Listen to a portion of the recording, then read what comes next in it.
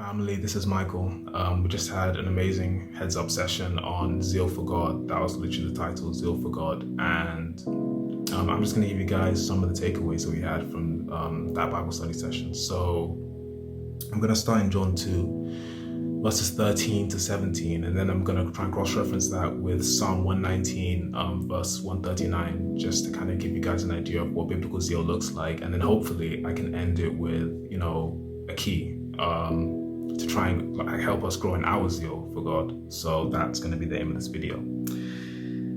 So now Passover of the Jews was at hand, and Jesus went up to Jerusalem, and he found in the temple those who sold oxen and sheep and doves, and money changers doing business. When he had made a whip of cords, he drove them all out of the temple with the sheep and the oxen, and poured out the changers' money, and overturned the tables. And he said to those who sold doves, "Take these things away and do not make my Father's house a house of merchandise." Then his disciples remembered that it was written, zeal for your house has eaten me up.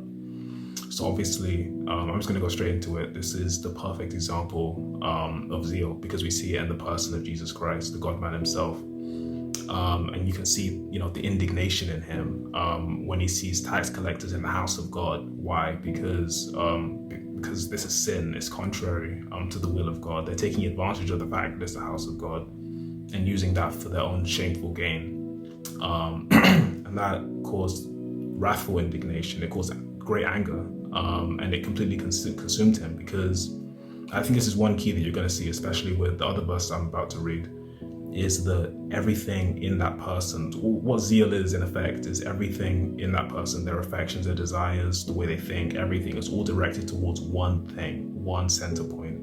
And we're going to see the exact same thing here echoed in Psalm 119, verse 139. So I'm going to quickly read that.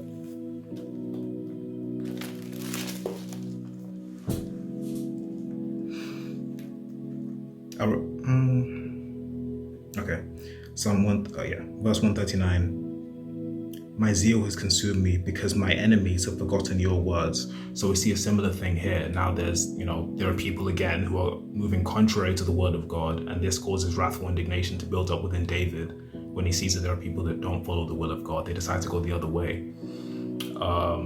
And I kind of already explained, why that is. But now I'm going to try and segue this into how we ourselves can grow in the zeal for God. So this actually found in the next verse, Psalm 119 verses 140. Your word is very pure, therefore your servant loves it. It's really that simple. It's funny enough, Psalm 119 is a whole chapter on the love that David has for the word of God, for the law of God, and how much he reads it, how much he meditates upon it, how much he loves to obey it, how he observes it, everything. And when we grow in our love for the word of God, we grow in our love for God. And in turn, everything about us, the way we think, just like I said before, our affections, our dispositions, everything in our heart, our soul, it all starts to direct towards one thing. We start to worship God with our hearts, with our minds, with all our strength, which is obviously Deuteronomy 6:4. So that's what zeal looks like. It doesn't necessarily mean you're always flamed up, you're always, your personality is always upbeat, but it does mean that your whole self is given to one cause. And in this case, that's God. That's the work of God. So if you enjoyed that, like, comment, share, and thank you.